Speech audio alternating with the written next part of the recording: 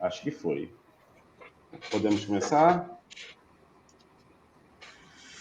Então, vamos lá. Boa tarde a todos. Então, nós estamos começando o terceiro seminário remoto do NEABI, né? Cujo tema é Identidade Cultural às Comunidades Tradicionais e a Lei Aldir Blanc. Então, hoje nós estamos recebendo o querido professor Carleandro Souza Dias, que é professor da UNEB Campus 8 e da Faculdade Dom Luís de Orleans e Bragança. Seja bem-vindo, Carleandro. É um prazer receber você aqui no NEABI do IFRJ de Nilópolis. Consegue ouvir bem agora? Bom, estão me ouvindo bem? Boa tarde, gente. Tudo ok, Arthur? Na voz? Tudo ok? Ok, perfeito, Carleandro. Ótimo. Pronto. Gente, prazer em estar com vocês aqui, viu? Que bom essa conexão Rio-Bahia que a gente está fazendo. Também eu quero já agradecer aí ao professor Arthur, tá? Um companheiro que tive o prazer de conhecer aí por meio de um colega Ronaldo, aqui também do Instituto Federal de Paulo Afonso, onde a gente tem a UNEB também, a Universidade do Estado da Bahia. E, assim, para mim é uma conexão também de alma, né? De resistências, de conversas, também de encontros de pesquisas iguais também, né? Embora contextos diferentes. Então, estar com vocês no NEABI também, para mim, é um prazer muito grande, viu, gente? Obrigado, Carleandro. Carleandro sumiu. Eu ia perguntar onde Carleandro estava, em qual parte da Bahia, mas agora ele saiu. Só um segundo, vamos esperar o Carleandro voltar. Opa! Pronto! Tá realmente caindo hoje, né?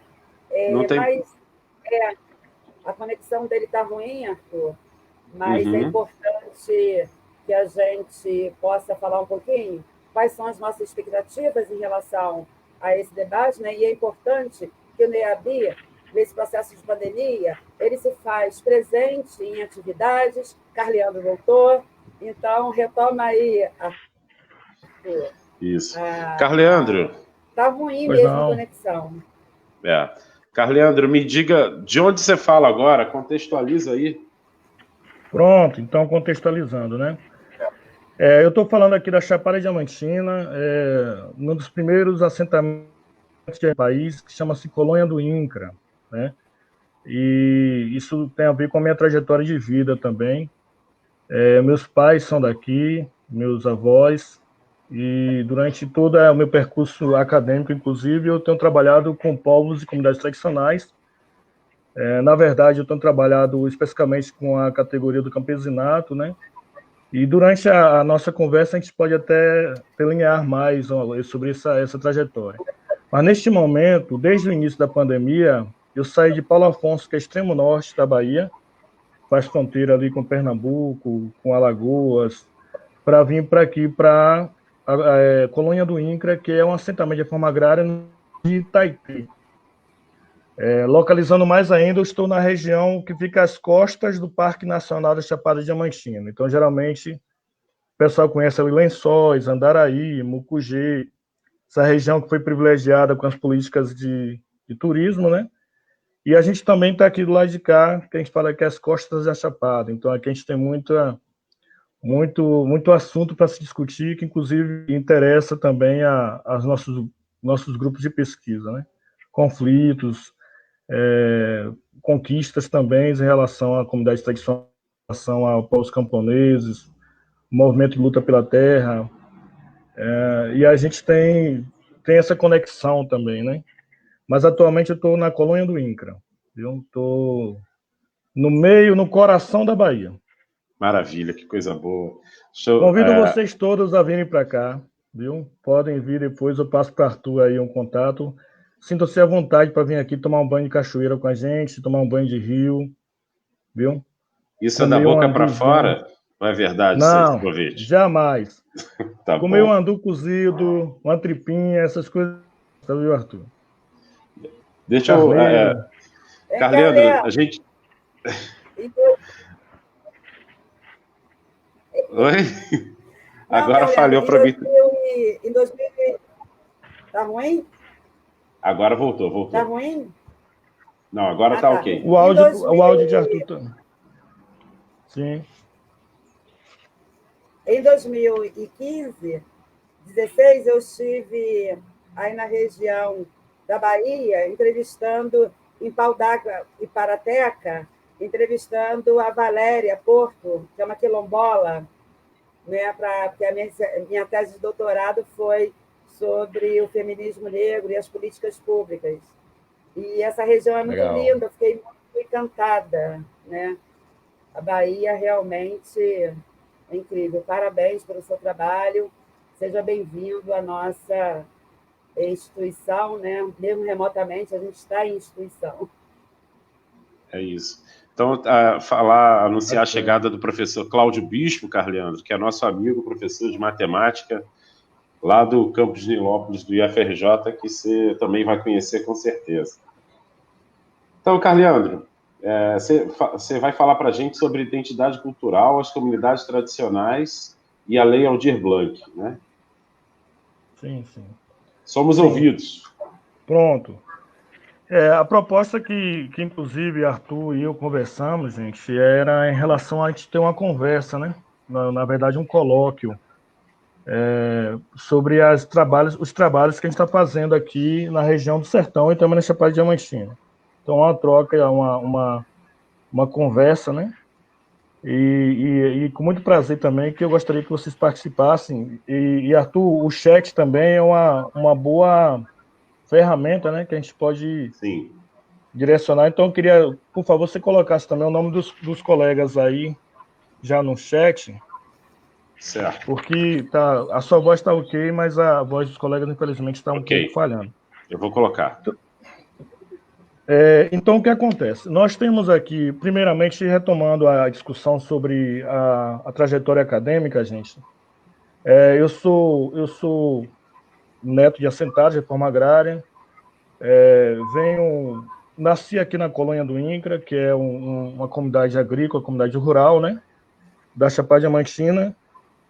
Fui fazer agropecuária em Uruçuca, em Ilhéus, e depois eu fiz pedagogia na UNEB, e o mestrado em Ecologia Humana e Gestão Socioambiental.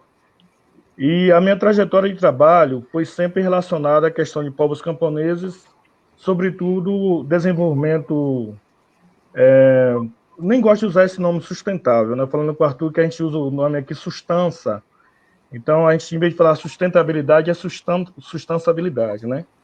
Então, eu trabalhei muito com criadores de abelha, com comunidades que trabalham caçadores, né, caçadores de mel, relacionado à questão de associação, de cooperativa, e durante muito tempo foi também técnico da Empresa Baiana de Desenvolvimento Agrícola. Então a gente fez minha trajetória, tanto como sujeito da comunidade, e quanto como também funcionário público e pesquisador, professor, técnico, justamente nessa linha de trabalhar uma forma de desenvolvimento sustentável, entre aspas, e, ao mesmo tempo, a discussão sobre as comunidades tradicionais. Tá? Meu mestrado em Ecologia Humana, a gente trouxe muitas discussões sobre a questão das comunidades tradicionais. Eu fiz o meu mestrado sobre a questão dos caçadores de mel, que há uma estigmatização em relação a eles, que é chamado de meleiros, né, pela literatura, e quando eu fui para campo, vi que eram termos pejorativos que eram relacionados. Então, meu trabalho foi mais mostrar o que a comunidade em si, o que o sujeito, né, o povo da roça, ele mais se identifica do que aquilo que academicamente está sendo. Eu não sei, eu vou falar também um pouco, acho pertinente falar sobre o nosso centro de pesquisa, que é o Opará. O Opará é o Centro de Pesquisas em Etnicidades, Movimentos Sociais e Educação da UNEB. Nós também temos também o MITEX, que é um núcleo que trabalha a questão de território, eu também faço parte. Nós temos o Ubuto, que é também um centro que trabalha a questão de inserção tecnológica, E todos esses trabalhos são com comunidades indígenas. Nós temos cerca de 17 etnias no. Bom, professor Carleandro caiu, queria pedir aos colegas, os que estão nos ouvindo no Facebook, vendo e assistindo no Facebook. Ok. Tá complicado. A conexão está muito ruim, né? Já vamos resolver. Eu acho que é o sistema como um todo, porque aqui eu não caí, a Andréia caiu. A Andréia voltou. Ele voltou, Carleandro. Ele pediu. Aí, o sistema não está deixando autorizar, pedindo para remover uma pessoa. Será que não é porque são 6 pessoas? Talvez tenha um limite mínimo, não? Exato. Eu posso entrar? 6, Eu vou sair, ou então alguém sai. Assim, sai um pouquinho. É só e volta. Eu saio e entro. Eu tento assistir aqui pelo Facebook do Léo, outra coisa. Então, espera aí que eu vou sair. Mas depois tenta entrar de novo. Pode ir. Pronto, ok. Ok. Retomando, Carleandro. Não tem problema, não. Vamos aos poucos. A sua fala é muito importante para a gente.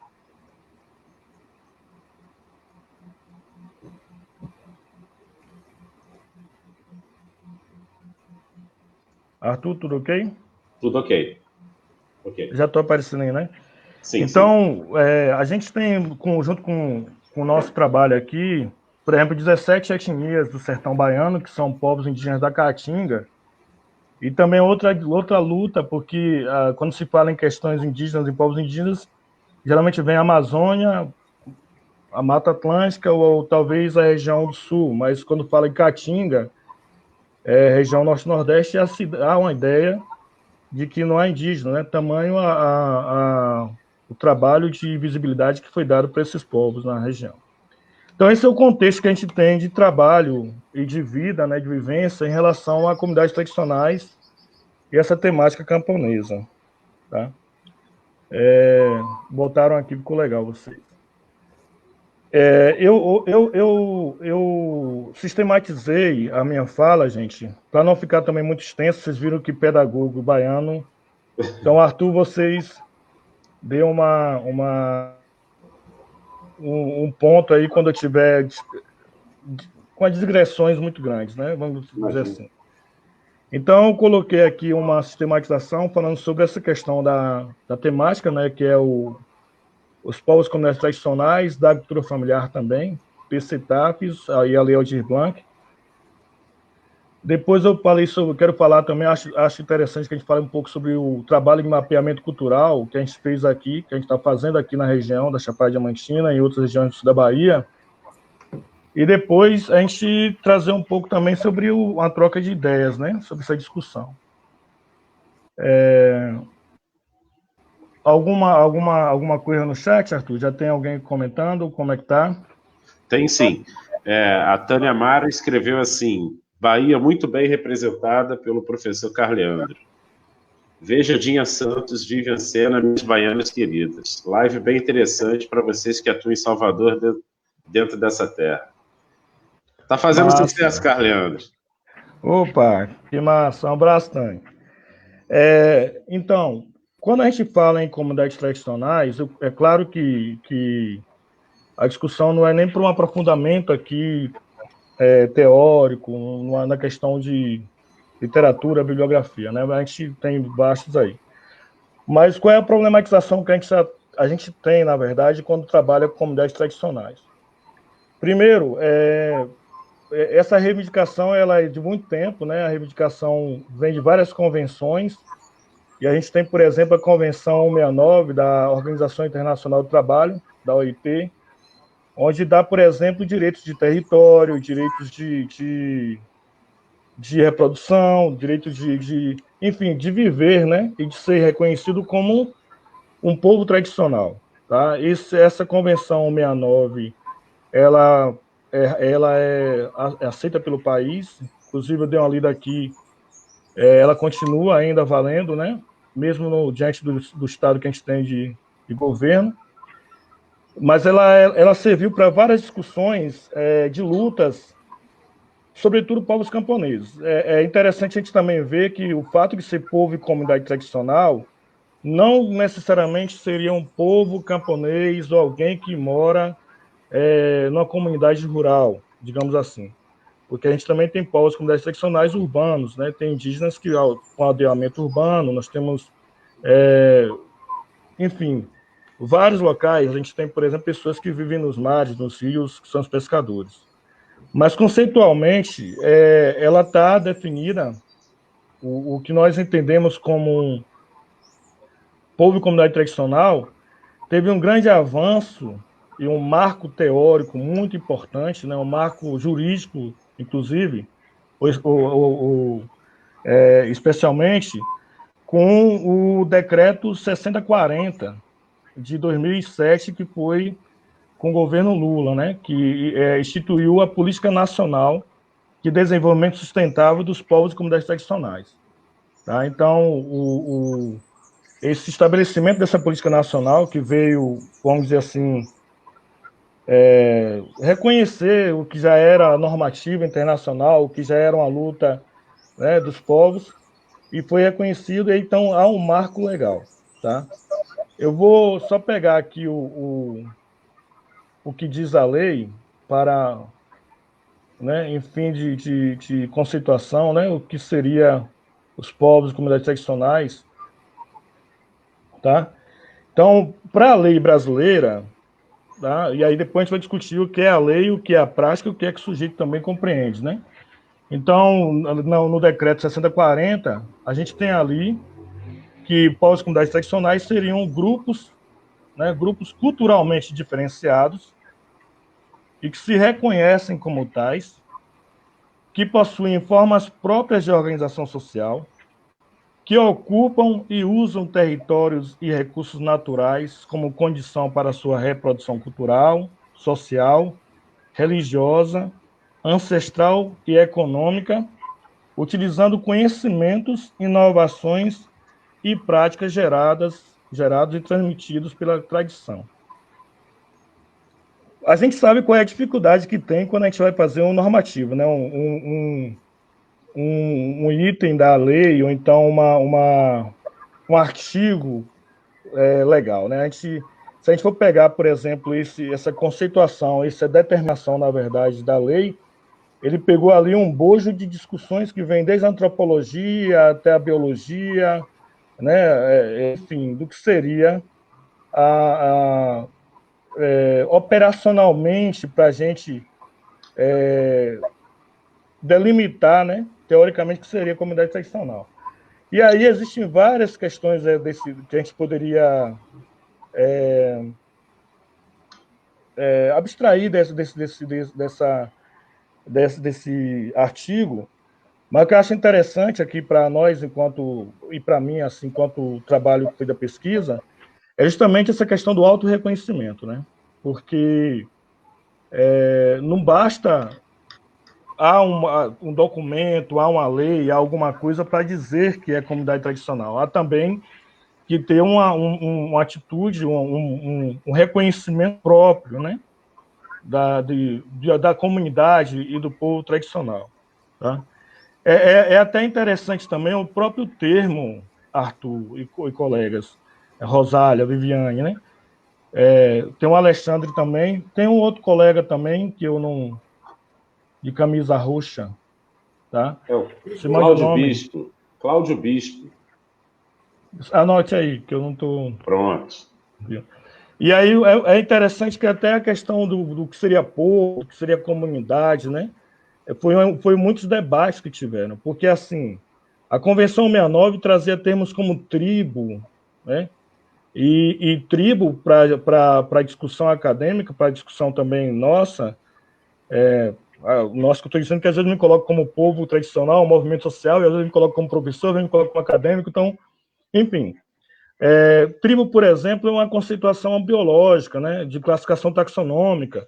Então, tribo, família, gênero, ordem, tal, e isso vem de tempo de Linneu ainda, né?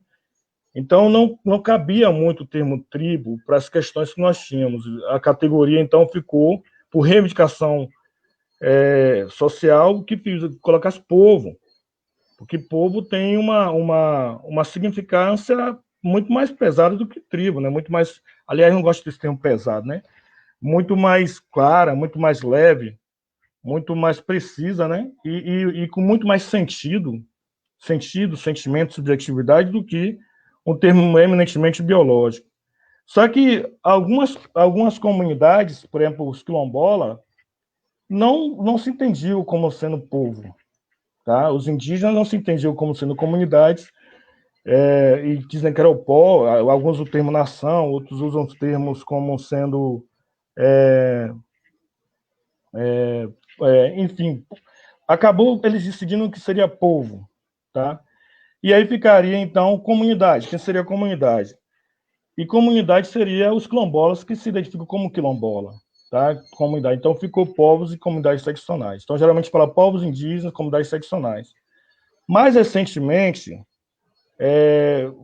acrescentou-se também, que a gente tem usado, não sei se tem usado isso no Rio de Janeiro, a categoria agricultor familiar, né? Que já é outra discussão também em relação a se a agricultura familiar é camponesa, se é burguesa e tal, mas o termo utilizado seria povos, comunidades tradicionais e também da agricultura familiar, tá? Porque também há um normativo, há um marco jurídico, também do governo Lula, para a agricultura familiar.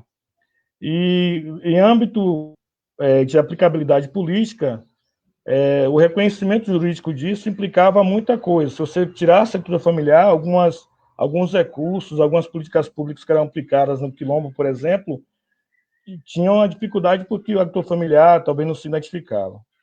Então, esse marco jurídico, esse marco do Decreto 6040, nos dá, assim, tipo, um caminho em prática. A gente tem aí várias dificuldades relacionadas à aplicabilidade teórica, né, e prática, desculpe, operacional disso quando a gente vai trabalhar em campo, tá? Mas foi um avanço muito grande a gente ter o Estado brasileiro reconhecendo os saberes, as formas de vida, os conhecimentos. O Estado, por exemplo, adotar um normativo jurídico que leva em conta os conhecimentos das comunidades tradicionais, dos povos comunidades tradicionais, muito grande, por exemplo, contra a biopirataria, né? Ou contra a hegemonia das políticas das empresas de bioprospecção, que geralmente vinham lá e pegavam um saber de um camponês, um saber de um rezador, de uma benzedeira, e não tinha nem retorno para a comunidade. Eles simplesmente patenteavam muito isso, tá? E aí foi um marco teórico muito importante, tá? Tá ok aí, Arthur? Tá? Ok. Carleandro, Pois não? para quem não tem contato com o tema dos povos de comunidade tradicional e que está assistindo a nossa live do NEABI, como é que você poderia, assim, você deu uma definição, mas quem são exatamente as pessoas que compõem esses povos tradicionais? Essa é uma pergunta que realmente eu estava até esperando, sabe?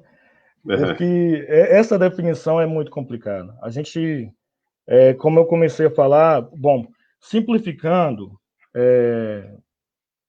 dá-se de uma forma bem imprecisa e até imagética, povo e comunidade tradicional, que diferenciaria, por exemplo, de algumas de outras subjetividades, né, outros reconhecimentos, seria, por exemplo, ciganos, tá? Quilombola, nós temos povos de terreiro, nós temos fundo de pasto, que é uma forma de agricultores que fazem um tipo de trabalho, né? Nós temos marisqueiras, nós temos pescadores artesanais, nós temos povos indígenas, né? Como já está colocado na própria legislação. E a discussão talvez profunda disso é que muitas vezes essa categoria ela é mais de âmbito de política pública, acadêmica em si, né, do que apropriado pela própria pessoa, né, pelo sujeito em si. Então, reforçando inclusive o papel dos movimentos sociais, né, que os movimentos sociais, junto a essas discussões, é que trazem também tanto para a academia, para o poder jurídico, para o Estado, uma forma de sair da pesquisa de gabinete, né, para uma coisa de campo. Mas, imageticamente, podemos imaginar, por exemplo, a gente tem aí no mundo todo, a gente pode ter os Maasai na África, a gente pode ter, por exemplo, os Quichua na América Latina, nos países andinos, enfim, é todo aquele grupo que ele se distancia por uma questão, inclusive, não só étnica, né, mas por uma identidade cultural que ela reivindica, tá? E aí, operacionalmente também, a gente tem aí uma situação em que, às vezes, até a questão, quando surge a lei de povo e comunidade tradicional, tá? Muitas pessoas ou muitas comunidades, muitos locais que antes não se identificavam como tal, passaram também a reivindicar, né? E isso é interessante, por um lado, né? Porque abre uma oportunidade política no sentido de emancipação, de reivindicação cidadã, né? Porque esses sujeitos antes não tinham nem sequer, não tinha um aparato. Então, assim, simplificando, seria povos de terreiro, pescadores, o povo do axé, como diz, o povo de santo, enfim, desde que haja um grupo que reivindique, que seja culturalmente diferenciado, né? Que tenha uma forma, uma territorialidade, uma forma de repasse cultural, que é outra discussão também sobre o que seria tradição, né? Sobretudo no nosso contexto de tradição, mas, enfim, geralmente temos como parâmetro esses sujeitos, essas comunidades, tá? Então, por que é que eu não estou me prendendo muito a dar nomes, né? Porque geralmente a gente pode acabar na estigmatização e geralmente quem vai fazer esse trabalho são os próprios sujeitos, as próprias comunidades que vão dizer e se identificar enquanto diferenciadas, né? Maravilha. Algum colega... desculpa, Carlinhos, te interrompi. Te cortei? Tranquilo, Arthur. Então, Mas é bom ver se no comentário alguém ainda quer alguma dúvida, ainda quer alguma... Isso. Eu queria fazer uma pergunta. Então, algum colega do NEABI quer fazer uma pergunta? A gente é meio Maravilha. folgado, a gente já está tomando conta já da live, já está dizendo para olhar comentário e tudo.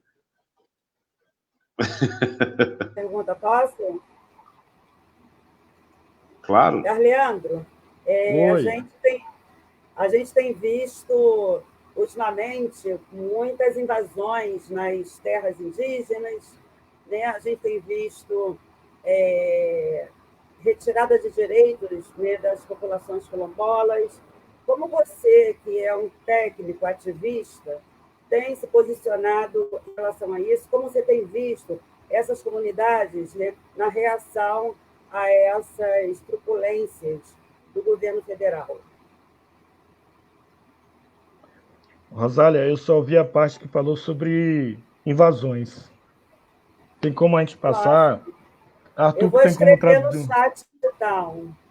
Tá? E um detalhe, nós fazemos seminário remoto e não live. Ótimo. Brasileiras. Tá certo. Traduza para mim, por favor, Arthur. Aliás, traduza não, passe para mim, porque eu também não... Eu só vi, Rosália... Eu não vou... gente, me desculpe, não vou usar essas terminologias, professora, tudo, não é nem falta de respeito. Eu acho que eu vou chamar como companheiros Milton, Rosália, o Alexandre. Eu só ouvi a parte de invasões, Rosália. Arthur, se você puder me dizer Então, o que foi... me ouve bem? Me ouve bem, Carleandro? Então, A Rosália colocou aqui, ó. Como as comunidades tradicionais têm resistido ao atual governo, à invasão das terras indígenas, e como é que você tem atuado, resistido em relação a isso? Boa pergunta, ótimo. A gente aí, me colocando também como comunidade tradicional, né? A gente está reagindo como sempre reagiu, né? Com todas as forças que nós temos, de resistência, né? Muito, nesse caso da pandemia, junto com resistência também tem uma resiliência, tá? A gente não pode jamais negar que houve uma ofensiva muito forte do Estado, comprometido com grileiros, enfim, com a questão mais tradição conservadora da nossa sociedade. Então, atualmente, aqui no contexto baiano, a gente está tendo, por exemplo, muitas dificuldades não só de invasão de terras, né, que é histórico, mas como a gente vai ver, por exemplo, na discussão do mapeamento, a gente está tendo embates, por exemplo, na esfera subjetiva, espiritual, ideológica, que é a negação dessas comunidades, da sua religiosidade, como, por exemplo, a questão do desrespeito religioso aqui, com os povos de santo, candomblé e umbanda, é algo de destaque em relação a isso. A questão de invasões de terra é uma questão histórica. O lugar que eu estou aqui, por exemplo, é um lugar onde há mais conflitos. Nós temos aqui cerca de 7 a 8, no último levantamento que eu fiz, assentamentos de reforma agrária. Então, é uma conquista, por um lado, os movimentos sociais. Por outro lado, nós temos aqui também grandes latifundiários, que são donos de terras com as cachoeiras, você tem que passar, tem que pedir, né? E conflitos com morte, inclusive. Mas há uma resistência, o próprio fato de a gente reivindicar, e aí entra uma discussão saindo um pouco da questão terminológica, povo, comunidade tradicional, mas para a questão subjetiva, né? O fato só de você se identificar como um povo de terreiro, como povo de santo, como indígena, como negro, né? Como quilombola, identificar dessas formas, já é uma forma em si de resistência, tá? Nesse contexto. Por outro lado, a mobilização política também se faz muito necessária. Houve uma desmobilização no Estado brasileiro como um todo, mas na Bahia também a gente teve essa desmobilização em relação a forças políticas, em questão de lideranças, em questão de representatividade. Nós temos um quadro hoje, infelizmente, de sindicatos que estão fragilizados, a gente tem o poder público não pegando como pauta, tá? A pauta de discussão em comunidade tradicional, tá? E isso, falei com o Arthur recentemente um termo, no Brasil profundo, né? A gente tem várias implicações de âmbito político mesmo, né? Então, alguns municípios que poderiam ser reconhecidos como quilombola, a gente sabe que a lei dá 50% mais, garante 50% a mais de verba para atender essas comunidades, e às vezes isso não vem porque a prefeitura não aceita, então porque alguma comunidade não tem, enfim. Mas a nossa resistência está sendo o que foi. Em alguns momentos nós temos um governo popular, em outros momentos a gente tem um governo antipopular, né? Então, historicamente, a gente está sendo nessa discussão, né, de repasse de saberes, a academia hoje é um espaço interessante. O Opará, por exemplo, é um espaço onde a gente, que é pesquisador, praticamente não tem voz e fala no sentido de se impor, né, de querer ter a voz acadêmica como sendo o último recurso. Lá você chega, os índios ocupam, né? O Mitex também, o pessoal do Movimento Sem Terra também, junto, a gente trabalha com feirinhas agroecológicas para ter a questão do recurso econômico, enfim. Mas a nossa luta está nesse sentido. No momento que nós temos hoje, por exemplo, do capitalismo vigente, a gente vai ter que retornar para um reforço maior do povo, né? Da questão popular. Ou, como o Estado gosta de falar, da sociedade civil. Então, acho que em âmbito de Estado a gente está um pouco desamparado, né? Aliás, muito desamparado. Né? Houve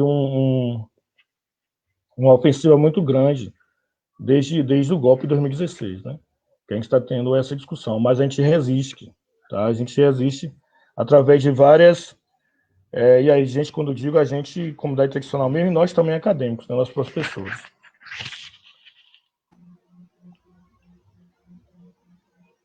Ok, Arthur? Maravilha. Perfeito. Algum colega? Ô, Arthur, desculpe. Houve também do que é que eu estou fazendo, né? Então, o próprio mapeamento em si é uma forma que a gente tem feito. Eu vou falar com vocês também sobre como é que é. Eu, que eu estou dizendo, até não queria nem o termo egoisticamente eu, Carlos Leandro, mas eu, enquanto sujeito, funcionário público, professor dessa área e também militante, né? A gente tem feito esse mapeamento, que é em época de pandemia, mas também fez muitos trabalhos relacionados a encontros, palestras, festivais de arte e cultura, oficinas, e também não se espantem, também na linha de frente, junto com, muitas vezes com, por exemplo, muitos juízes. Bom, professor Carlos, eu já fiz uma pesquisa que parece que a gente está com alguma dificuldade hoje no StreamYard. Carleandro já deve estar voltando. Opa, ok. Ok? Então, na linha de frente, por exemplo, a última vez que nós tivemos... Está ouvindo aí ok, Arthur? Ok. Na linha de frente, a última vez que nós tivemos, por exemplo, o embate foi uma questão dos povos indígenas de aldeamento urbano lá em Paulo Afonso, em que um promotor local deu uma terra que era já tradicionalmente ocupada pelos indígenas para a posse de uma empresa que é de outro município, não teve nenhuma atuação, inclusive essa terra que era reivindicada pelos indígenas, ela depois foi ocupada pelo Estado, e depois aí esse promotor, né, deu ganho de causa para essa empresa. Então aí chama-se, não só eu, o professor Bruno, vários outros professores também de direito, de pedagogia, relacionada ao centro de pesquisa, a gente vai à frente também, junto com o pessoal, com os povos indígenas, para não ficarmos também só na discussão eminentemente de gabinete. Então, a gente também está na linha de frente, junto com as comunidades tradicionais de resistência, e isso, por enquanto, compromisso de existência antes mesmo do compromisso acadêmico, né? Maravilha. O professor Alexandre, acho que quer falar, né? E depois a gente tem uma pergunta aqui do Léo Plugel. Diga aí. Boa tarde, prazer recebê-lo aqui, Carleandro, então. Boa tarde. Só comentando algumas ações nossas aqui também, que eu acho que é importante, eu coloquei aqui os decretos que criam a comissão e a política nacional também na página aqui do NEABI do Facebook, e coloquei a Convenção 69 também, para quem quiser baixar em PDF, que são documentos importantes, embora a gente não vá ficar preso só às leis, né, e só a parte mais jurídica, burocrática, porque tem outras questões que definem esse pertencimento, como você mesmo já colocou, mas eu acho que é importante que as pessoas conheçam também os marcos legais, jurídicos que estão colocados, né? Queria falar também rapidamente que a gente aqui também, pelo NEABI, vai realizar agora um ciclo que vai trabalhar exatamente em parceria com o Fórum das Comunidades Tradicionais de Angra, Paraty e Ubatuba, que é co-realizador junto com a gente desse ciclo, que vai discutir exatamente territórios e culturas, vamos fazer um diálogo entre povos e comunidades tradicionais e movimentos de periferias aqui do Rio, para a gente discutir e conhecer soluções, metodologias, invenções que estão sendo feitas para atuar nos territórios, e fazendo um diálogo, por exemplo, com temas como educação diferenciada, como turismo de base comunitária, como a questão da luta pelo território, a questão da cartografia social, como é que está a serviço disso, e a questão da agroecologia e da economia solidária. Então, te convidar também Se você quiser, a gente vai fazer transmissão também pelo canal do NEABI no YouTube.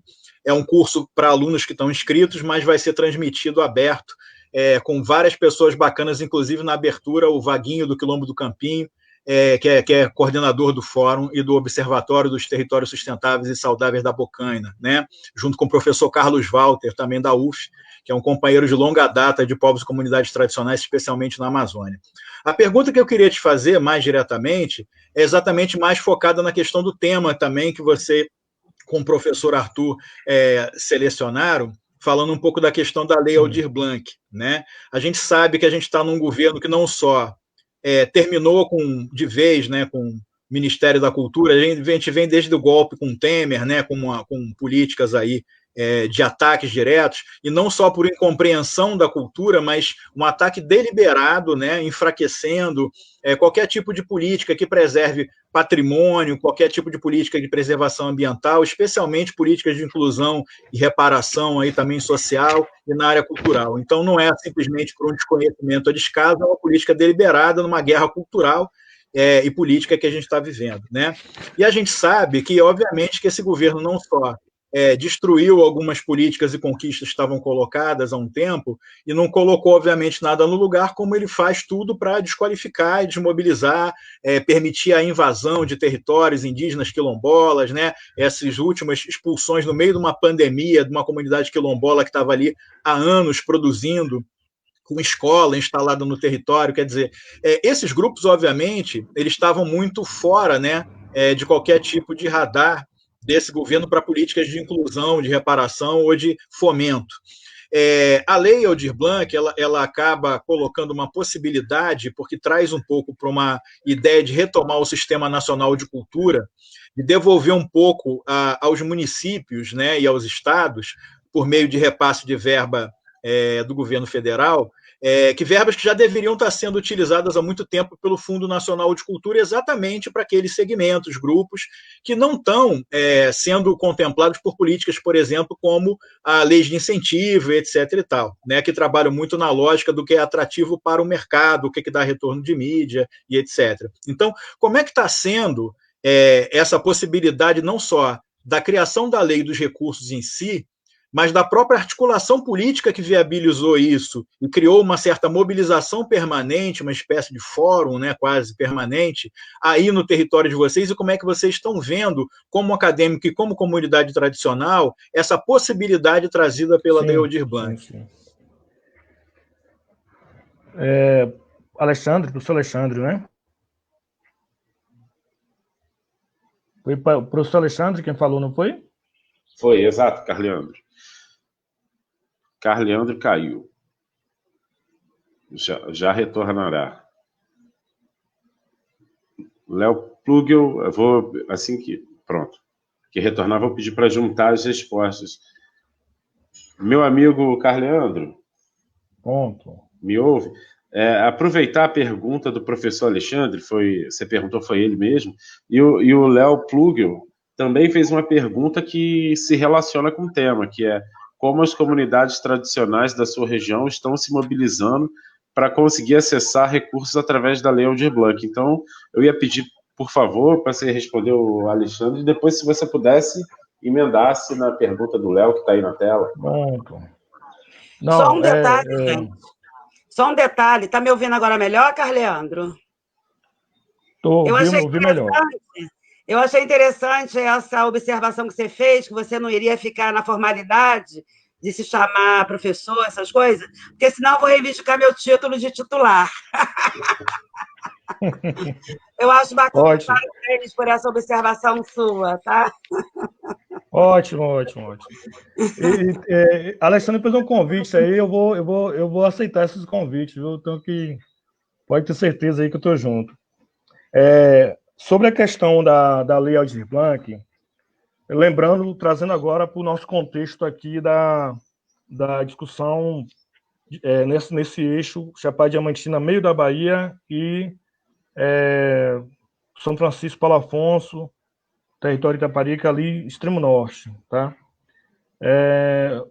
Eu sou também coordenador, este ano, na verdade, estou como coordenador esse ano, E o ano passado também fui coordenador junto com uma colega chamada Jamile. Ela teve que ir para Portugal para o doutorado, então eu fiquei à frente do Festival de Arte e Cultura da UNEB.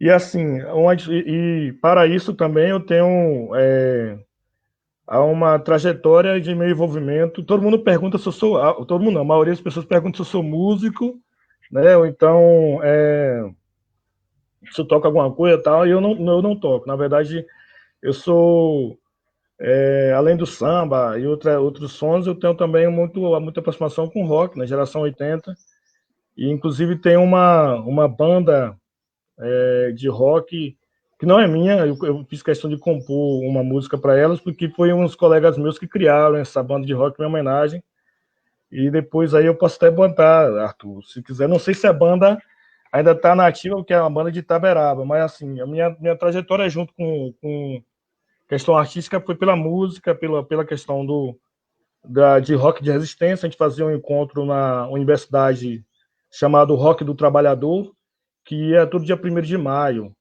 né? E aí a gente tinha também essa discussão, porque na Bahia também há uma ideia que a gente tem muito pagode, muita coisa axé, mas a gente tem rock também, Raul Seixas, Taípa Exhibit, e aí tem essa trajetória. Então, o Festival de Arte e Cultura, quando a gente entrou, eu, uma colega também chamada Dani, eu faço questão de falar nomes, né, porque é bom a gente também lembrar, e outras pessoas, né, outras instituições, nós começamos a discutir, sair um pouco dessa ideia de arte, talvez aburguesada, que a gente tem do que seria a arte em si, né, e, ao mesmo tempo, trazer para a discussão do que seria uma comunidade artística, um fazedor de cultura, para aquelas pessoas que não têm essa divisão entre arte e cultura, tá? E participei de um fórum também, a gente fez um fórum com os artistas lá junto com o Pará e também com a comunidade de Paulo Afonso, e aí eu me aproximei mais também da classe artística para ouvir, né,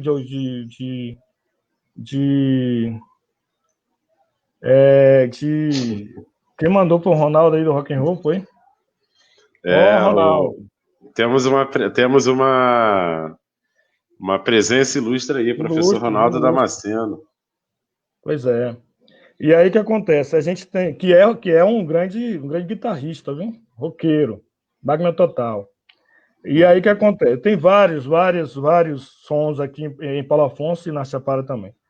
E o que acontece é que a gente, nesse Festival de Arte e Cultura, a gente, então, primeiro foi eminentemente artístico, tinha uma discussão que era aquela apresentação de artistas, circos, essas coisas todas, e que faltava ainda a componente cultural, vamos dizer assim. Então, neste último FAC, a gente colocou uma feira agroecológica, trouxemos discussão sobre agroecologia, a questão do ecofeminismo, as questões para mostrar que a cultura ia para além do que nós teríamos como sendo a arte que nós compreendemos. E aí, quando veio, a gente houve a Lei Aldir Blanc, eu já estava fazendo um trabalho aqui com as comunidades tradicionais aqui em Itaitê, né, que era, na verdade, não era para a discussão da Lei Aldir Blanc, não era para discussão artística e cultural, era para discussão relacionada à identidade, tá? Aceitação e negação de negritude com comunidade de Itaitê. A região de Itaitê tem 84% de pessoas que se autodeclaram negras, e, ao mesmo tempo, quando você chega aqui, você vê que os poderes, tanto na instância pública quanto na instância privada, está na mão de pessoas não negras, né, de pessoas brancas. E há também casos de intolerância religiosa, de desrespeito religioso, todos esses casos juntos num bojo. Então, eu parti da ideia de trabalharmos isso. Nesse contexto, surge, então, a ideia de a gente fazer um mapeamento cultural, né, baseado em autodeclaração, com os preceitos do que seria a lei, o decreto.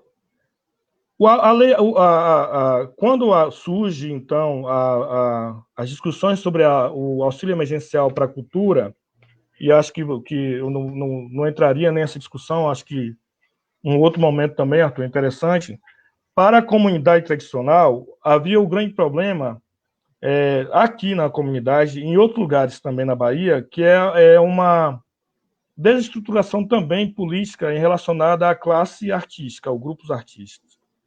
Porque, historicamente, as secretarias de cultura do município são negligenciadas. Em muitos casos, coloca a Secretaria de Cultura, quando tem Secretaria de Cultura, ela é ligada a esporte, ou lazer e educação, mas negligenciada. Ou então há uma visão de ser uma secretaria para eventos. Então, aqui na Bahia tem muito isso também, de micaretas, carnaval fora de época, e não havia uma questão orgânica de discussão sobre como a arte de forma sistêmica e para além dessa discussão do evento.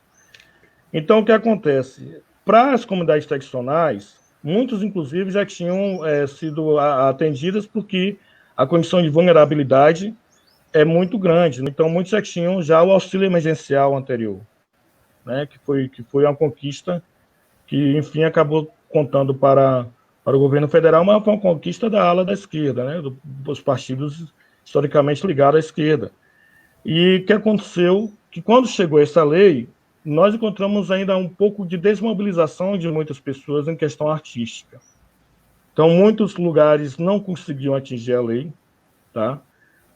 Agora que estão, porque não tinham conselhos, mais uma vez reforçando a importância da gente ter a sociedade civil como sendo forte, né? Não tinha conselho. Caiu. O Carleandro está com uma dificuldade. A conexão dele é muito ruim. Está ruim. Bom, retornou. Está instável. Pronto. Diga aí, negão, vamos lá. Pronto. Conselhos, as questões burocráticas que a lei exigia. Mas isso, inclusive, está sendo em discussão agora, né? Ainda não está fechado o que seria esses requisitos. Mas o que é que a gente teria, o que a gente tinha também, o que é que problematizando, que eu também estou preocupado, Arthur, porque a gente falou sobre o horário, você me oriente aí, viu? Já tem o tempo aí, vocês negociem. Negociem não, me avisem, né? Essa questão de negociar é a conversa que a gente tem quando já está falando com os alunos. Mas a gente agendou até as 5 da tarde, entendeu? Oi? São 16h23. Tem 40 minutos. Estou vendo aqui o livezinho 52. Quantos minutos são a live mesmo? Não é live, não. Seminário remoto. Eu não gosto nem desse termo live. Eu sou brasileira, amigo. Seminário remoto. Esse é chegamento nosso. Então, assim, professor Alexandre, para nós aqui, a dificuldade que nós tivemos foi, primeiro, sair dessa visão burguesa de arte, depois essa visão eventualística de arte, de evento, e outra, a gente quebrar também a ideia de que a arte seria apenas ligada à questão, como a gente tem dito aqui, ligada aos artistas estrictos, tá?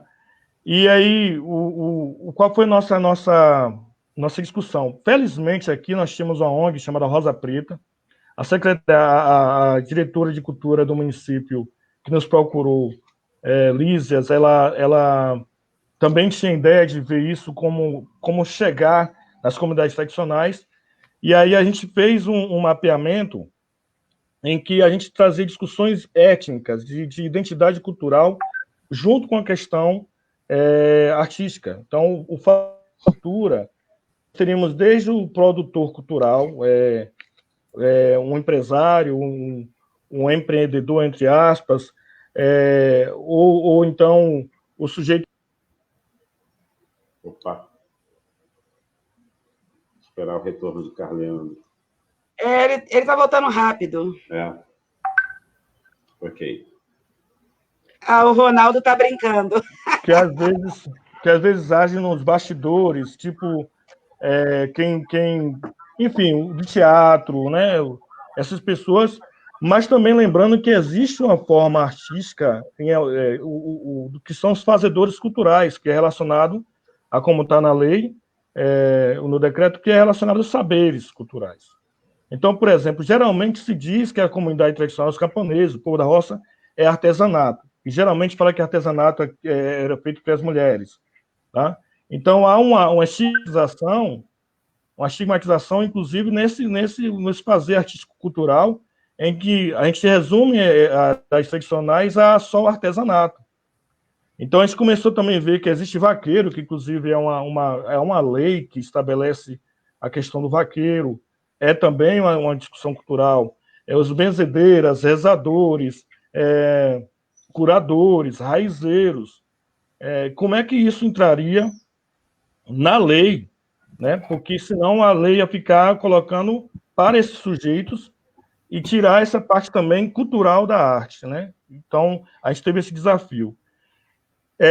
Por que eu estou dizendo que isso foi interessante para a gente colocar? Porque, no princípio, a gente fez um mapeamento cultural, artístico-cultural,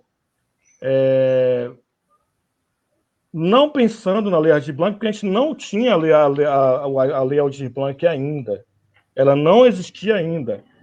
A gente ia fazer um trabalho que era na ordem da cartografia social. Então, a cartografia social, os sujeitos iam lá, a gente ouvia a escuta sensível, a gente ia aprender junto sobre como manusear um celular e de repente, ver seu território, usar seu GPS celular, suas declarações. E aí a pandemia veio de uma forma que cortou tudo isso. Como eu tinha prazo de mostrar o projeto e a gente não tinha como ir para campo, nós então elaboramos um questionário, um formulário intuitivo, que colocou questões, vamos dizer assim, que inclusive para o Estado, são sensíveis. Por exemplo, o sujeito que se autodeclara negro, né, o povo de santo, ele depois abre uma questão se ele já foi vítima de racismo, tá? E depois se ele foi vítima de racismo estrutural. Porque também é a discussão que a gente tem que colocar também, como é que está sendo tratado. A gente colocou também a questão do saneamento básico, porque não basta só a questão da lei emergencial colocar o recurso, né, que é bem-vindo, mas existia também a questão de estrutura de vivência e sujeito. E como está também, estava em discussão a questão do saneamento público, saneamento básico, a gente coloca a questão de saneamento básico, questão de acesso ao crédito, né? E a gente saiu de ser apenas um questionário em que o sujeito diz que é artista ou não, tá? E aí, essa foi uma forma de a gente colocar esse elemento identitário, territorial também, subjetivo que seja, para algo que era automatizado, que é um formulário, tá? E aí, quando chega a Lei Aldir Blanc, começa outro embate, porque esse questionário, esse mapeamento, ele era um mapeamento do município cultural, com essa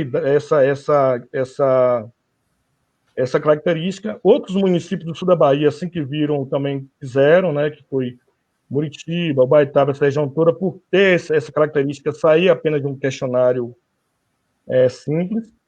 E aí, a discussão agora era porque, depois que a gente faz um trabalho desse, que a gente tem uma visibilidade do que é cultura, de visibilidade do que é artista, tal, a lei, ela vem agora uma discussão se quem vai definir isso é o Estado, se é o município ou se é o governo federal.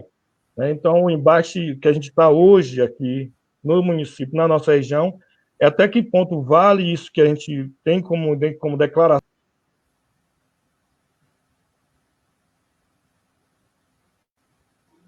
Aguardar um minutinho.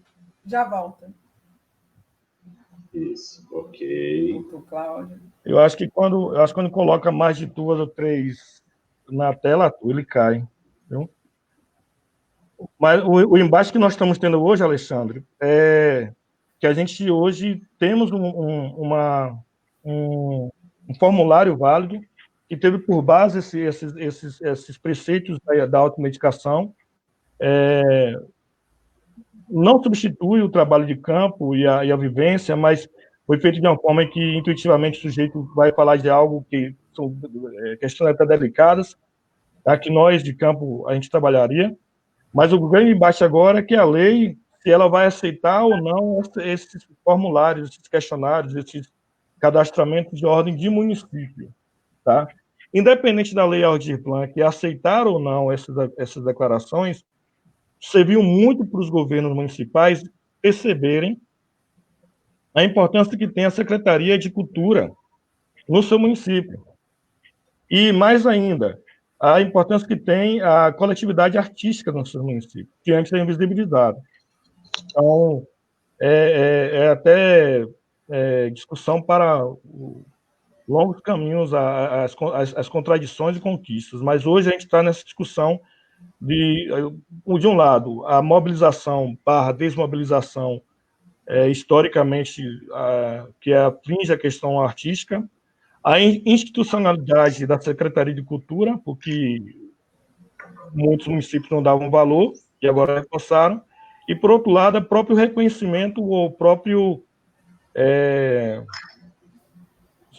autorreconhecimento, né? O próprio sujeito saber que ele tem um direito, que ele se reconhece como artista. Eu não sei se eu fiz entender. Pode. Fazer uma pergunta? À vontade. Tem a ver até com o que você acabou de falar aí agora, né? Você falou essa questão da lei de ter levantado a questão para os municípios, para as pequenas municipalidades começarem a valorizar mais, né? As suas secretarias de cultura. E aí existe, considerando que a Secretaria de Cultura, né, que é o antigo Ministério da Cultura rebaixado, ele não está cumprindo esse papel, tem alguma forma de organização mais sistêmica entre esses coletivos, essas organizações, para se mobilizarem e até subsidiarem as municipalidades para reivindicarem esse recurso e darem suporte a essas populações tradicionais? Eu confesso que ficou bem falhou muito. Eu só ouvi Vou que não o tinha... microfone, então. Vou colocar o microfone e tentar ver se é melhor. Peraí, desculpe. Não, está normal. Só Arthur que está meio normal, o resto está realmente meio falhando. Mas Melhorou? eu entendi. Melhorou? Ponto. Pode falar. Não, a minha pergunta tem a ver com o que você falou de ter despertado para as pequenas cidades, né, para os pequenos municípios, essa importância das suas secretarias de cultura, né? Essa lei, e que não está definida ainda essa aceitação do formulário, mas que existe essa percepção. Considerando que nacionalmente, né, a instituição, né, que deveria zelar pela cultura não está cumprindo esse papel, como essas comunidades tradicionais, né, como esses atores dessas comunidades, eles estão conseguindo se articular, ou não? Está difícil, está muito pontual essa articulação. Como é que você percebe isso? Há uma organização sistêmica para poder se mobilizar, para poder subsidiar as municipalidades, por exemplo, com essas informações que vocês levantaram, com esses dados que vocês levantaram, para considerar que, sim, você faz jus à Lei Aldir Blanc? Bom, entendi. Viviane, o que nós temos é o seguinte, concernente à mobilização, no caso de Itaitê, nós temos essa ONG que foi a Rosa Preta, né, que é ligada à questão artística, que inclusive aqui tem sofrido todas as formas, às vezes, de louros e todas as formas também de resistências por parte de pessoas que ainda são racistas, né, que estigmatizam. E, graças à questão da mobilização da Rosa Preta, a gente tem conseguido alcançar pessoas de comunidades tradicionais. Tá? Embora a discussão de comunidades tradicionais aqui ainda não tenha sido muito trabalhada, porque aqui a gente se identifica o movimento social, o movimento luta pela terra, a gente tem muito, mas a gente viu, por exemplo, agora, nos mapeamentos, que muitos babalorixás, muitos povos de santo, eles fazem questão, até para mostrar, inclusive, ao próprio Estado, ao próprio município, sua existência. Eles têm participado, enquanto... quando são provocados, sua liderança, a gente tem mais participação, inclusive, de forma organizada dos povos de terreiro. Né? Então, o pessoal do Candomblé, Umbanda, tem um trabalho que já cumpriram a parte de cadastramento. Por questão de vamos dizer, não povo tradicional, mas entrando na discussão étnica, de identidade cultural, há um fator interessante que a gente descobriu, que a gente está descobrindo agora com o preenchimento com a análise de dados.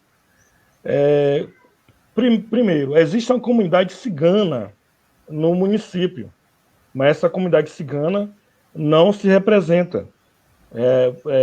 Praticamente não há nenhuma pessoa, se preencheu, se cadastrou, não colocou como cigano.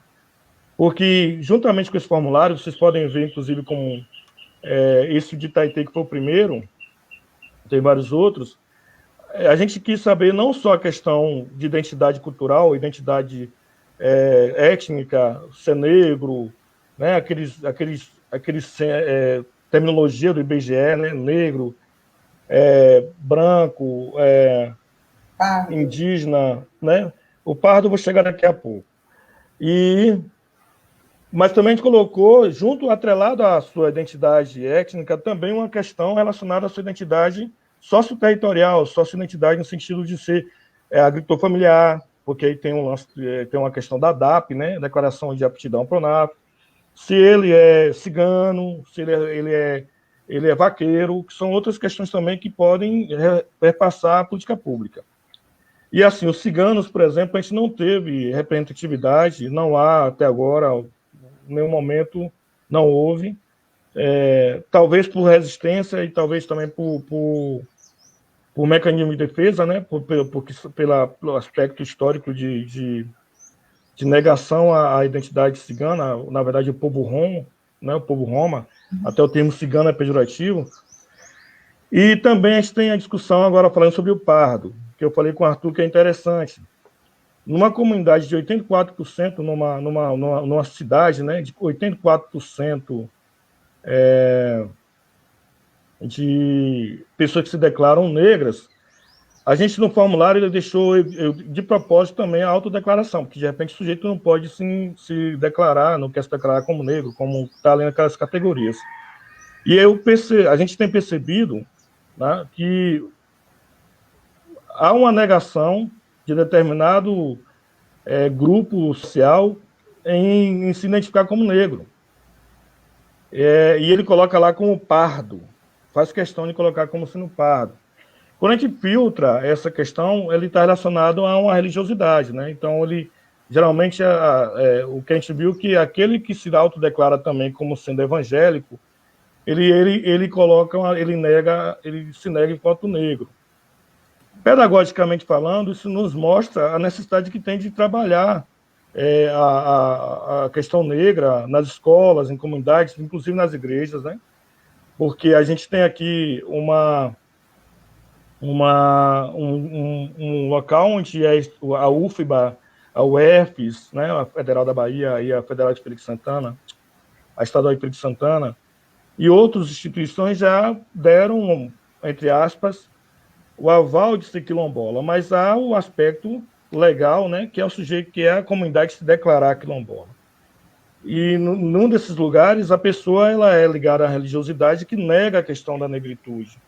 Então, por exemplo, a gente ouve palavras que são absurdas. Dizem, por exemplo, ele fala que negro é o diabo, que negro é o Satanás, porque há uma satanização realmente disso. Isso são palavras expandidas.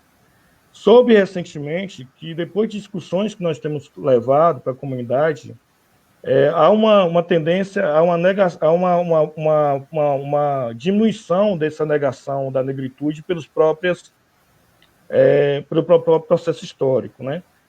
Mas, tirando esse fator de uma certa determinada religiosidade que nega a negritude, a gente está tendo uma forte presença de pessoas que confirmam serem negros,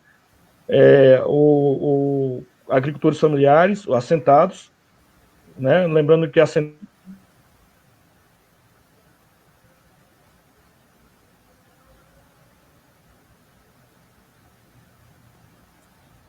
Esperar o retorno do professor Carleano. Sim, eu estou olhando para esse formulário, como geógrafo, acho que o Alexandre deve sentir o mesmo, vendo aquela discussão de espaço, lugar ali, ficou bem interessante. Fiquei com vontade de ler ele. Ele está aí no nosso chat. Tá? Eu vou colocar ele aqui geral para vocês, tá bom? Pronto. Aí eu coloquei também o outro... Você mandou no privado, Carleandro. Aí o Arthur já botou no geral para todo mundo. Isso, é que eu coloquei o de Itaitê, para lembrar o que a Alexandre falou, que o de Itaitê a gente começou antes da lei Aldir Blanc, e aí ele teve várias modificações depois que a lei surgiu, como eu disse, controle e pesquisa, e aí teve a questão da lei Aldir Blanc. Caiu de novo.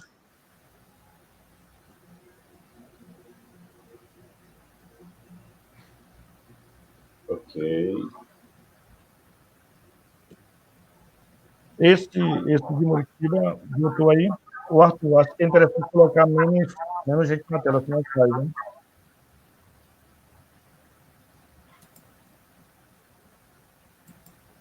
Ok.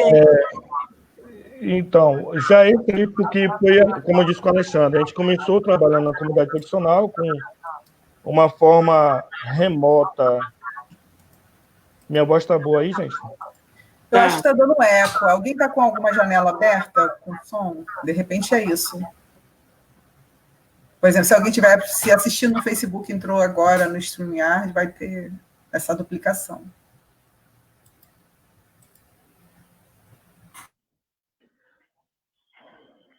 Pronto, tá ok agora? Arthur? Ok, Carleandro, vamos lá, tá ótimo. Então, o que acontece? Esse de Itaitê, eu coloquei um também de Muritiba, acho que não foi de Ubaitaba. O de Itaitê foi porque a gente tinha um problema epistemológico, vamos dizer assim, um desafio epistemológico, que era cumprir um projeto, mas que a pandemia nos tirou essa possibilidade de ir para campo. Então, a gente fez um mapeamento remoto, com todo o preceito do chamado cartografia social. Agora que eu fui ver que eu falei o tempo todo com uma faixa no meu... Desculpe, gente.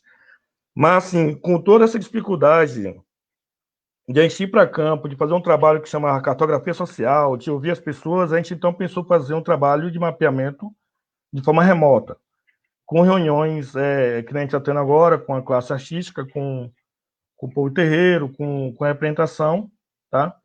E aí teve, durante todo o processo que aí surge a Lei Aldir Blanc, a gente teve que fazer várias adequações.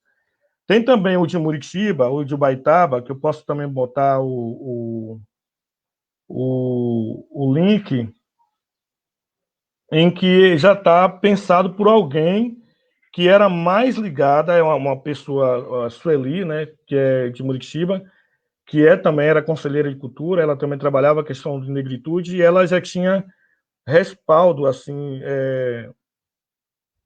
não é nem respaldo, tinha um arcabouço teórico ligado à questão artística, de lei mesmo já forte. Então, ela nos ajudou a fazer também mais mapeamentos. Então, esse que está aí de Itaitê é o que ele vai mostrar o que a gente chegou e está no patamar hoje. Tá? Mostrando também, novamente, a importância que tem, às vezes, de trabalharmos também a inserção digital, a inserção, a cidadania, nesse sentido de comunidades tradicionais, de acesso à tecnologia, e não acesso e uso, porque, na verdade, aqui muita gente tem Facebook, muita gente tem, ao contrário de se pensa que a comunidade, que o povo do campo, o povo da roça não tem acesso, tem muito acesso, porque aqui não tem telefone, então muita coisa pelo Zap, pelo Facebook, tá? Então a gente trabalhou e conseguiu ter esse resultado favorável. Então, na questão de representações de comunidades tradicionais negras, nós tivemos uma boa resposta. Não, ainda tem um desafio enorme para a gente trabalhar, que é a questão, por exemplo, de identidades nômades, ciganos, o povo roma. A gente tem aí fundo de pasto, pescadores, que é também a discussão também está aqui, ó, as margens do Rio Paraguaçu. O Rio Paraguaçu é o maior rio, a gente chama de rio genuinamente baiano. Ele é responsável por abastecer 84 municípios, abastece a capital de água e tudo. Aqui as comunidades ribeirinhas, as comunidades pescadoras, numa situação conflitante, né? Porque tem um pessoal que implementa piscicultura, a gente tem aqui também pessoas atingidas por barragem, enfim, vários problemas que, ou por desmobilização, ou por uma questão mesmo de desconhecimento, a gente ainda não consegue resolver, né? Então, desde 2014, 2020, 2018, a gente está com esse trabalho, né, de identidade, de trabalhar o que é comunidade tradicional, de trabalhar, se não for comunidade tradicional, como pretende a lei, quilombola, essas coisas todas, que a gente tem discutido aqui, essas categorias todas, mas pelo menos que trabalhe a questão de étnica, de identidade cultural, e que quebre essa visão estigmatizante em relação aos povos e comunidades tradicionais, ou em relação também às pessoas em geral que fazem parte do campo, né? Que são mais alvos de estigmatização por pessoas que têm uma visão até urbanocêntrica da realidade que a gente tem no país, que são os camponeses, né? As pessoas que têm participado de comunidades tradicionais, de movimento social, de sobrevivência em relação a práticas, né, que muitas vezes são tidas como inferiores, com interesses, inclusive, de apropriação do capitalismo para implementar o agronegócio, o agro-hidronegócio e por aí vai. Eu não sei se eu respondi essa pergunta que eu falo com os alunos, não sei se eu respondi. Né, se satisfez aí a Viviane. Outra questão também, deixa eu ver. Tem uma teve pergunta. Essa questão. Pode falar. Meu amigo Carleandro Afonso Pereira. Em cima da pergunta da Viviane, você percebe o engajamento da universidade, dos espaços acadêmicos, com os movimentos sociais, nas lutas sociais e nesse ambiente de cultura? Se eu percebo... É o engajamento da universidade, né? Da academia com os movimentos sociais, nessas lutas e no ambiente da cultura. Sim, claro que existem universidades e universidades, cursos e cursos, né? Mas a gente tem aqui a Universidade do Estado da Bahia, não sei se vocês conhecem, a gente tem um sistema de multicampia, tá? Então, a gente está a Bahia é um estado enorme, territorialmente falando, e a gente tem aí cerca de quase 30 departamentos distribuídos por todo o estado. E a característica que nós temos enquanto universidade estadual multicampia, que é a Universidade do Estado da Bahia, é justamente essa conexão muito próxima. Então, as pessoas que são alunos e professores da Universidade do Estado da Bahia, geralmente são indígenas. A gente tem, por exemplo, o curso Licei, a licenciatura intercultural indígena, né, que é um curso de graduação para indígenas lá em Paulo Afonso, onde as pessoas da comunidade dos povos indígenas, aldeias, são alunos nossos. Nós temos muitas pessoas, temos quilombola, nós temos pessoas do movimento negro, nós temos, enfim, uma pluralidade que o Estado, que o povo brasileiro e que o Estado baiano tem, a gente consegue abarcar enquanto instituição, até pela nossa própria característica. A UNEB, ela é capilarizada no território baiano. Para além disso, as outras instituições têm trabalhado, a Federal do Recôncavo da Bahia tem trabalhado, com o pessoal em Amargosa também, com mestrado em Educação do Campo, a própria UEPS, a gente tem vários programas de pós-graduação, vários núcleos, só no meu departamento mesmo a gente tem aí o Apará, que é comunidades tradicionais, que é específico movimento tradicional e movimento social, etnicidade e povos indígenas. A gente tem o MEX, que trabalha com questão de territorialidade e questão de luta pela terra. Né? Nesse momento, a gente está até fazendo a live com Salomão Hadi. A gente tem também o próprio NECTAS, né? Que é o Núcleo de Pesquisas com Comunidades Tradicionais. A gente tem um centro chamado Casulo. Lá no sul da Bahia, próximo de vocês, próximo, entre aspas, né? Tem próprio de Santo, a gente tem também o pessoal que trabalha com Pronera. A minha própria iniciação acadêmica foi com o Pronera em 2004.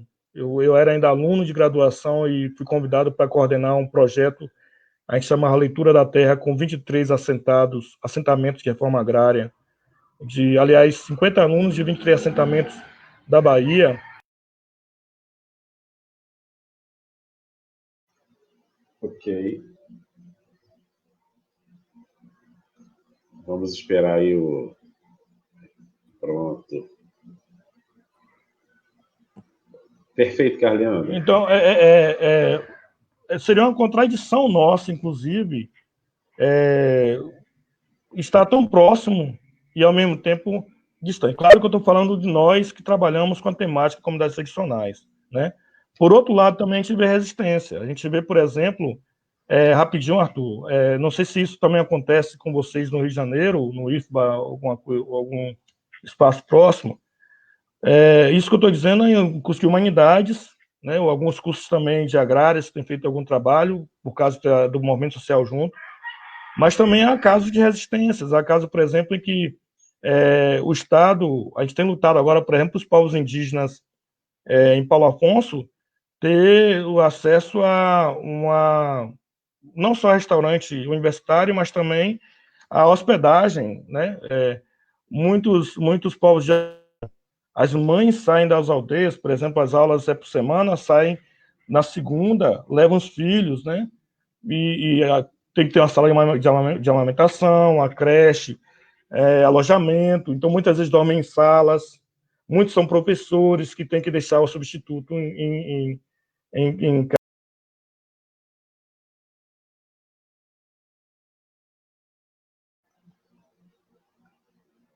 Volte, Carleandro. Preciso... Só um segundo. Eu preciso... Ok.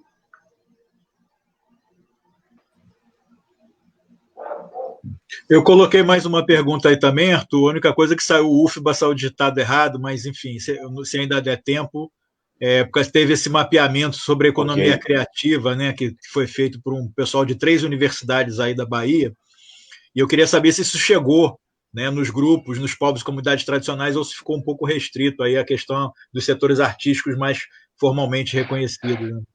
Tá? Maravilha, vou passar para... Agora parece que o Carleandro está com uma certa dificuldade mesmo de conexão. De voltar, né?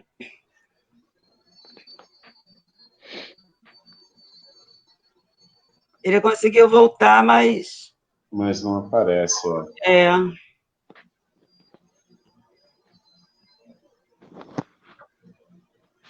Mas olha só, a gente já está encaminhando para o fechamento. Né? Mesmo. Mas a gente pode ficar mais um pouquinho, não tem problema, tá? Pelo menos para a gente se horário, mas a gente pode avançar um pouquinho no horário. Ele não conseguiu voltar. Ele deve estar tentando mudar o computador, do computador para o celular. Enfim, deixa eu só aproveitar enquanto ele não está, para relatar um trabalho. Além dessa questão dos povos tradicionais, Carleandro também voltou. Trabalha com abelhas nativas, então, para o futuro, ele vai complementar isso, vai ser interessante. Carleandro, que bom que você voltou. Eu ouvi abelhas nativas aí, não foi? Estava fazendo uma propaganda sua aqui, rapaz. E aí eu já disse que você assinou um contrato. A gente tem aqui Olha. Isso aqui é um cortiço de abelhas nativas, gente. Aqui embaixo a gente tem uma abelha chamada tubi, né? Que é uma Scaptotrigona. E lá em cima tem uma chamada mamangava. Aí como aqui está dentro de casa, aqui a gente coloca ali uma plaquinha para não se aproximar, né? Porque ela tem uma picadinha muito forte. Aquela ali é com ferrão, é brasileira, mas é com ferrão. E essa aqui é brasileira sem ferrão. Ela gruda nos cabelos, né? Mas mesmo com a abelha nativa, a gente trabalha também com agricultura familiar relacionada à meliponicultura, né, que é a criação de abelhas nativas. Carleandro, a gente já está chegando, né, caminhando para o fim, são 4h54. Tem uma última pergunta que, bom, o Afonso Pereira diz aqui, ó, mais uma vez, parabéns pelo evento, altíssimo nível, e não poderia ser diferente com o professor Carleandro. E o Alexandre perguntou, vocês participaram do mapeamento sobre impactos sobre o setor criativo, feito pela OBEC, Observatório de Economia Criativa, que reúne o pessoal da UFBA, o EBA e o FRB. Ele quer saber se isso chegou aos povos e comunidades, você sabe se isso chegou aos povos e comunidades tradicionais ou ficou restrito ao setor reconhecido como artístico? Eu vi o OBEC, e foram iniciativas paralelas, né? A gente tem aqui não só pela UNEB, como eu disse, a gente começou a fazer um trabalho que seria para uma pesquisa e que aí se encaminhou para a Lei Aldir Blanc, né? Para ser a Lei Aldir Blanc, e a gente lutou então para que continuasse esse cadastro. Mas depois que a gente começou os fóruns, as discussões sobre a Lei Aldir Blanc, começou a purular, eu comecei a ler e vi algumas iniciativas. Mas a gente estava em Paulo Afonso, que é muito distante da área de atuação da UFRB. Minha trajetória também acadêmica começou na UFRB, né, com abelhas lá há muito tempo, que era Escola Família Agrícola, Escola de Agronomia da UFBA. E outras iniciativas aconteceram. A gente não teve, eu não posso falar pela OBEC, porque realmente a gente fica também no nosso, entre aspas, no nosso trabalho, né, que a gente às vezes acaba só lendo o outro como referenciamento. Então não tenho como responder se teve, da minha parte aqui da colônia do INCA e Itaité, a gente não teve. A gente está tendo só o mapeamento mesmo, que foi esse, o cultural. Eu passei no chat o que seria o mapeamento em si, né? Porque uma da etapa seria uma etapa seria a gente ir buscar as pessoas e outra seria o mapeamento, mapa, cartografia, mapa, né? Que visualizasse mesmo.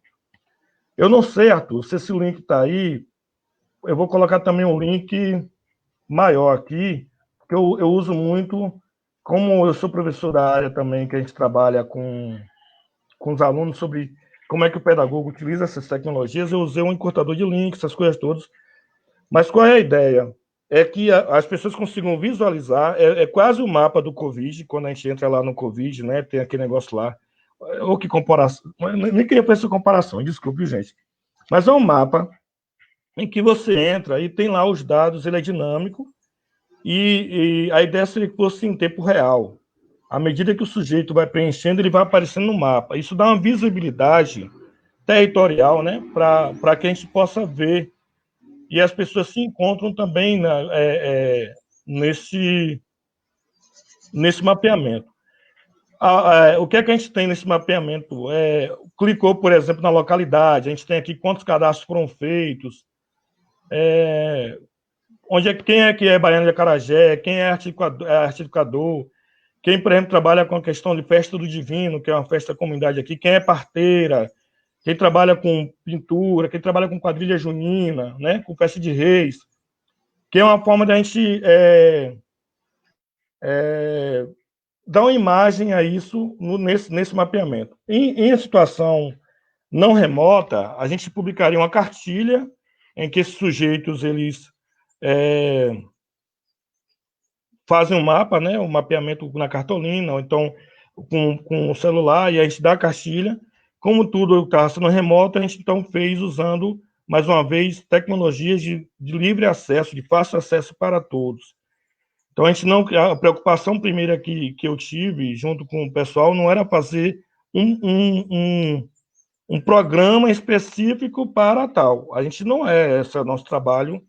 a gente queria fazer o que é que nós temos já na ferramenta que a gente pode utilizar com um objetivo social, né? Com o objetivo de reconhecimento das próprias comunidades. Então, tanto a plataforma ela é feita no JotForm, a JotForm, que é onde está o mapeamento que dá base para as questões, tá? E aí é mais importante a pergunta que se faz do que tão importante quanto a resposta que tem a pergunta que se faz, né? Para a gente ter bem mapeado. E segundo foi essa plataforma do Google, né? Esqueci o nome, Data Google, se não me engano, que ele consegue nos dar os mapas, cadastro. A gente tem vários outros programas que fazem isso, Power BI, Excel, tudo, mas era uma forma de ser dinâmico. Onde eu estou lá, eu estou aqui na Colônia do INCRA, a colega Lígia está em Taitê, o colega Arthur está no Rio de Janeiro, Ronaldo em Aracaju, e a gente pode acompanhar como é que está sendo essa dinâmica de respostas, de representação.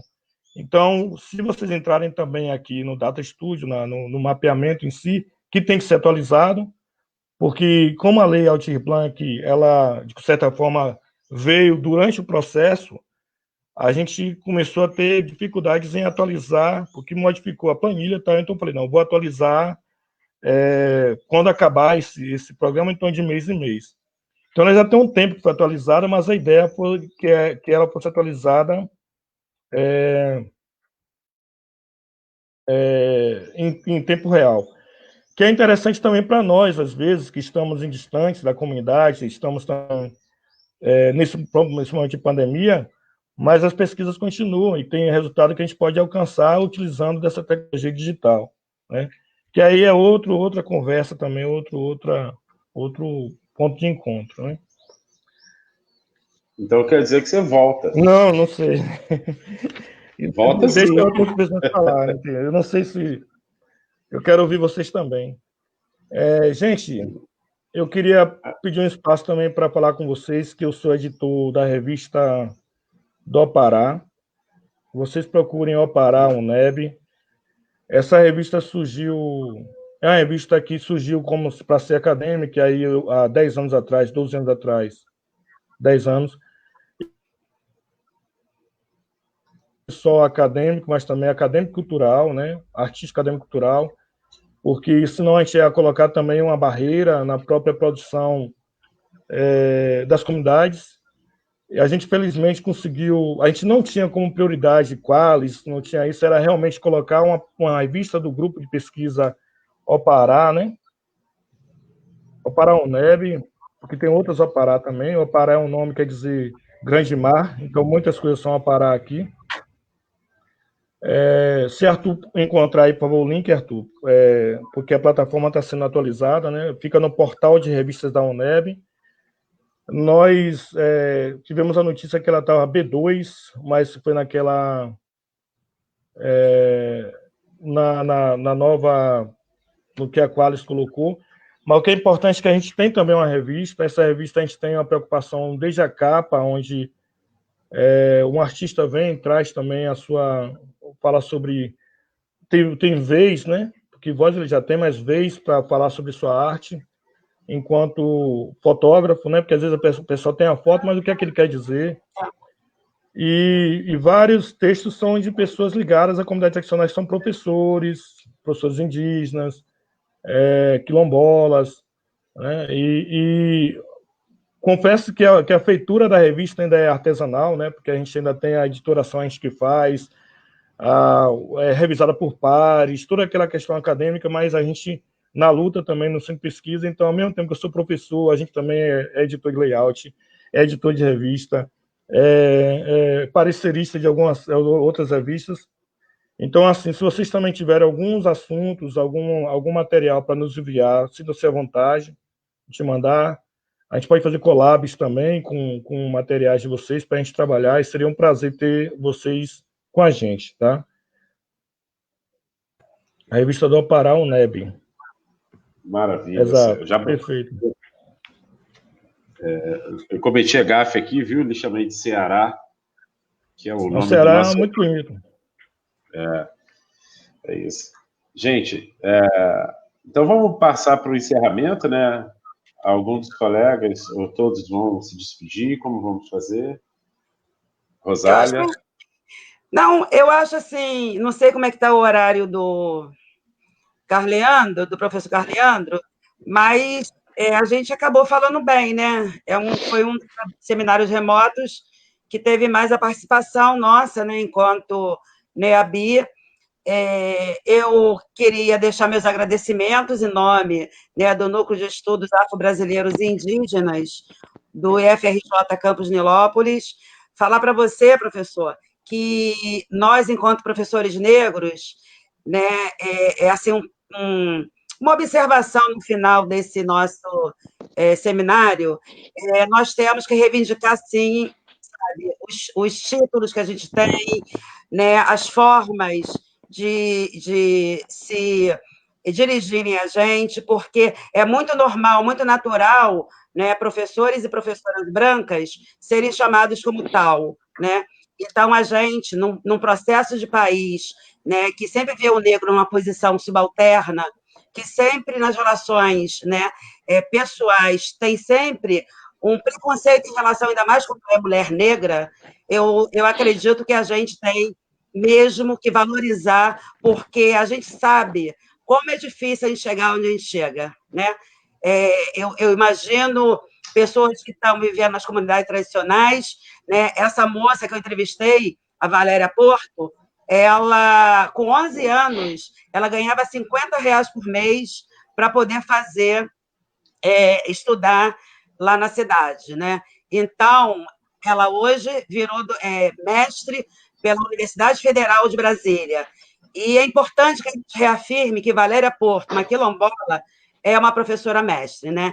Então, é um desabafo também, porque a gente vive um cotidiano de muita intolerância com a gente, de muito preconceito com a gente, e a gente, enquanto mulheres negras, a gente tem mais a que se reafirmar e tem mais que valorizar, né, a nossa formação, os nossos títulos. Outro dia eu recebi um parabéns, que eu fiz aniversário no sábado, né, eu fiz 60 anos, sou sessentona, e aí um amigo falou assim, não é, você tem merecimento, não é meritocracia. Né? Então, é diferente para a gente, quando a gente fala dos nossos títulos, não é nessa pompa aí que falam, né, em relação à meritocracia, e sim no reconhecimento da nossa luta, da nossa resistência e da nossa resiliência, que eu odeio esse termo, mas também da nossa resiliência, porque tem que ser resiliente para resistir a algumas coisas que acontecem com a gente, né? Então, assim, ai, que pena que ele caiu. Não, mas está gravado.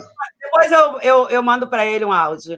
Mas, assim, é muito bom. Mais uma vez, quero falar também em relação ao NEABI. É muito bom o NEABI estar aqui. Essa semana, um aluno veio dar parabéns para a ação do NEABI. Inclusive, é o único NEABI do Instituto Federal do Rio de Janeiro que está ativo na pandemia. Não é, Andréia? Você que é a minha adjunta. Né? E quero, assim, dar parabéns pela condução, né? Eu sei que você teve um processo de aprendizado rápido no StreamYard, mas você se deu muito bem, porque você fez tudo bacana, né? A gente abriu o canal do YouTube, eu dei uma turbinada, né? Que eu paguei o patrocínio lá no Facebook, e a gente vai depois baixar esse vídeo aqui, vai ser o primeiro vídeo que vai ser baixado lá no nosso canal do YouTube, porque esse seminário é uma atividade definitivamente coletiva do nosso núcleo, né? Eu tenho muito orgulho. Ontem a Fabiana mandou parabéns, o Tiago mandou parabéns, hoje o reitor Rafael Almada mandou parabéns, então estamos todas e todos de parabéns. Maravilha, é isso aí. Bom, o Carleandro caiu de vez, eu acho. Carleandro já... Carleandro, essa hora, já está indo lá para o Rio Paraguaçu. Carleandro foi falar alguma coisa com a abelha rainha lá. É isso. Mas eu vou fazer o seguinte, então. Eu vou estender, vamos fazer atípico, porque a gente está com esse problema de conexão. Eu vou finalizar, se ele não voltar, e vou estender as palavras para ele via WhatsApp. E aí agradecer ao grupo que vai... áudio. Ele vai ter acesso ao vídeo. E Entendeu? aí queria agradecer André e Rosália, que me assessoraram, e eu ocupei tanto André e Rosália para me tirar as dúvidas do StreamYard, mas foi. E é isso. E assim, mesmo, Cláudio, obrigado, Alexandre, Viviane, esqueci de alguém. Não, né? Afonso, né, que passou por aqui. Isso. E embora Carleandro... O Fábio também passou por aqui. Isso. E, assim, embora Carleandro não esteja aqui, queria agradecer a ele vai ver no vídeo, e dizer que foi sensacional a fala dele, que aprendemos muito. É isso. Finalizarei, viu? Abraço a todos. Parabéns, viu, Arthur? Parabéns, Rosália, pela ideia do seminário, parabéns, Arthur, pela condução, foi muito bom. Obrigada, André. Tchau, tchau. Tchau.